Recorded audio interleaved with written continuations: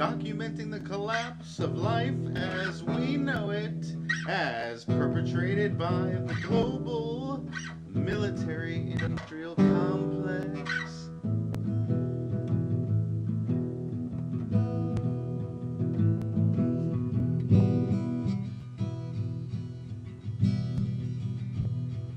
And now, ladies and gentlemen, the host of the Ronald Show, Ronald.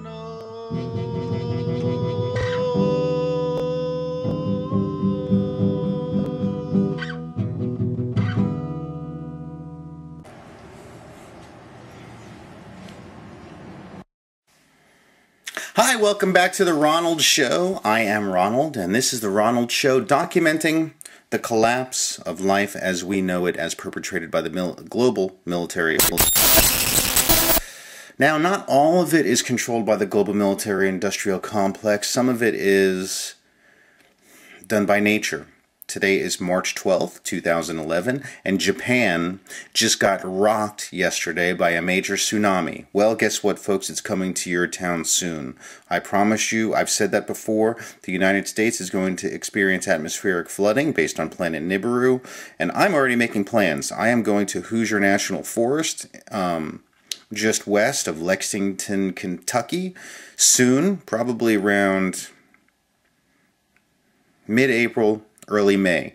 Planet Nibiru is going to be able to be seen with the naked eye in the southern hemisphere on or about May 14th.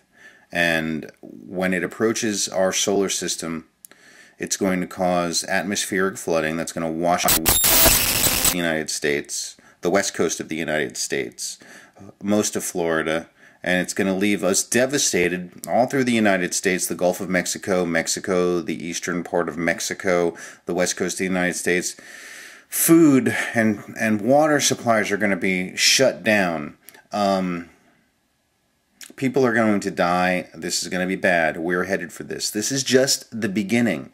This is just the beginning. And this is going to be happening soon. I ordered $3,600 worth of survival food from me, my wife, my mom, my sisters, their niece and nephew. It's coming in the mail in about 2 weeks. We're storing it at our warehouse. We've got solar panels coming that are portable. We have an RV and 4 other vehicles, and we are getting ready to get out of town. That food's going to come. It's going to the warehouse. The portable solar panels are going to the warehouse, our warehouses that we own, and we're getting out of Dodge. Japan was just devastated. And now they've got 2 nuclear reactors that are about to blow. And it's not looking good. And this is just the beginning. I keep saying it. I'm not trying to scare you. I've done all the research. Friends of mine who are in the know, who deal with the New World Order, who have a base underneath Denver International Airport, are prepared. This is not the end. This is just the beginning. It doesn't end with Japan. And life on this planet is about to change drastically. People are going to start starving to death in Japan, and this is going to happen in the United States. So I'm prepared. You have to be prepared. This is no joke. This show, The Ronald Show, documenting the collapse of life as we know it, as perpetrated by the global military-industrial complex, or let's just say a lot of people are going to die and they're not going to receive any assistance from the global military-industrial complex.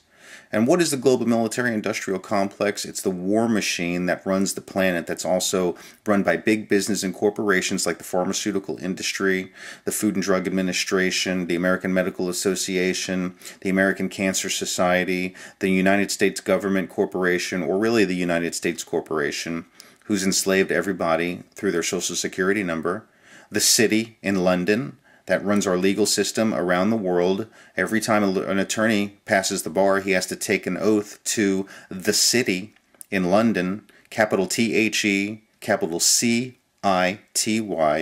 in London. Look it up. It's true. You call any lawyer And they will not talk to you about this. They know the fraud that's going on. The people are slaves. There's a major base underneath Denver International Airport that is New World Order West, 2.5 miles down below the surface of the Earth, runs on 3 state-of-the-art nuclear generators that operate on a mercury isotope, 55,000 square miles. Yeah, it's classified, but you go stand at Denver International Airport above the entrance to New World Order West, 2.5 miles above on the surface of the Earth, and you will see the Masonic symbols. You'll see the picture of a bloodbath in the streets and fire and brimstone. They're getting ready for all hell to break loose. And it's just getting started. And when Nibiru passes really directly through our solar system on or about December 2012, and you're living in totally fucked land, guess what? You're totally fucked. And I'm not using fucked just to curse. That's the only word that describes it. F-U-C-K-E-D, fucked. And that means dead, basically, because you're not going to have any potable water. I'm also buying a $380 device that will turn any water into H2O. 10,000 gallons of it. We're bringing that with us. We're going to Hoosier National Park because it's got a nice water supply there. Now, if we go into a mini ice age and everything freezes up, that's okay. We're going to have bottles of water too. We have enough food for a year.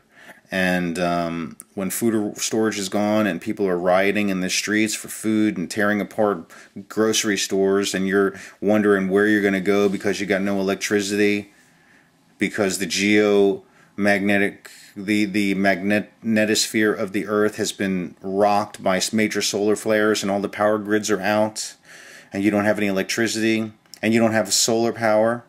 I'm going to have solar power. So we're going to survive through this, and when everything starts to kind of get back under control around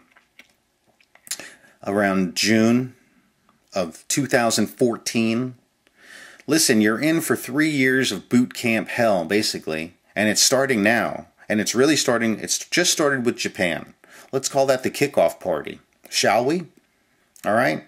I'm not trying to be a jerk, and I'm not trying to cause any problems, and I'm not trying to scare people, but this is for real. This is for real. And I'm just telling you what I'm doing.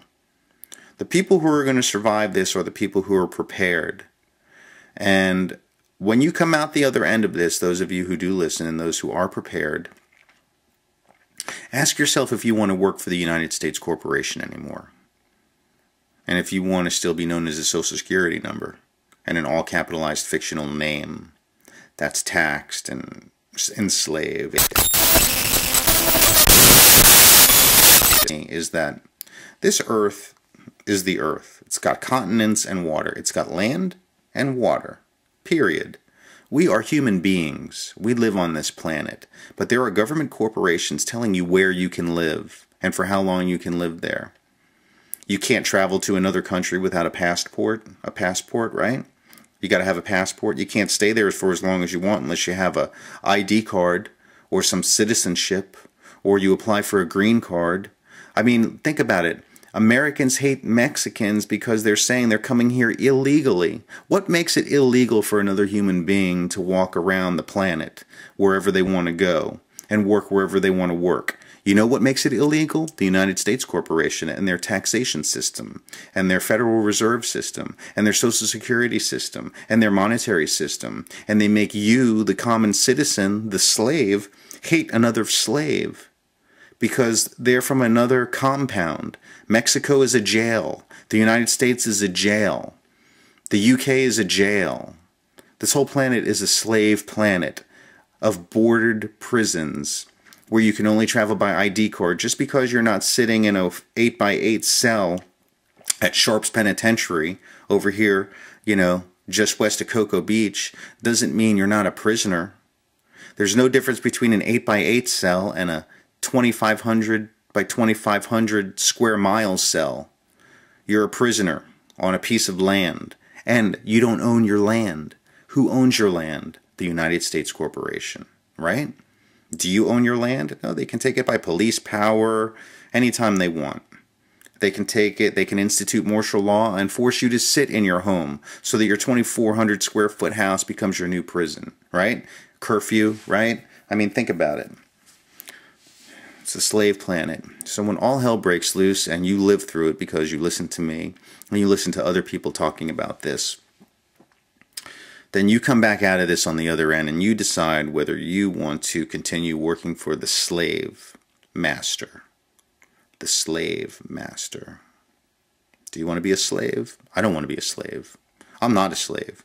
That's why I have to do the Ronald show, documenting the collapse of life as we know it, so that you can see what I'm talking about in 6 months from now when it's happened and the United States has experienced atmospheric flooding and all hell is broken loose and there's no food and water and there's death in the streets and poison food and poison water and we're going through a mini ice age that you'll be able to go, while you're taking your last breath, you'll say, oh, Ronald was right. If I would have only paid attention to the Ronald show, documenting the collapse of life as we know it as perpetrated by the global military-industrial complex. So don't listen to me. Listen to your gut. Read the headlines. Watch the news. Major tsunami just rocked Japan because of plate tectonic shifting caused by atmospheric pressure, global geomagnetic shifting and forces. We're having major solar flares pop up. This is just the beginning. And it's part of the cycle that the Earth goes through. The Earth doesn't have anything against us. It's doing what it naturally does. We're just in the wrong place at the wrong time. We don't have a 55,000 square mile bunker built 2.5 miles below the surface of the Earth on a solid plate that's got major technology that the government corporation is keeping to themselves and not allowing us to use while they screw us on high gas prices, burning fossil fuels, raping Mother Earth. Who do you want to work for? Yourself or the slave corporation? Are you a slave or are you a sovereign human being? The way to become sovereign is to tear up your Social Security card and turn the other cheek. And what do I mean by turning in the other cheek? When a police officer knocks on your door, you don't respond. That's turning the other cheek. If you don't give them the authority to have authority over you, then they don't have authority over you. If they talk to you in their code about citation numbers and traffic citations and laws, they're speaking in code. All you have to do is say, I don't know what you're saying. I don't understand what you're talking about. Are you speaking in code? Who are you? What is your name? What is your name? Not their title, Sergeant such and such from the local police department, but their name, John Q. Williams. Does he have a claim against you? Do you owe him money for the citation? No, he's working for the government corporation, collecting money from you, which is actually a debt instrument. A dollar represents debt. If there were no debt in this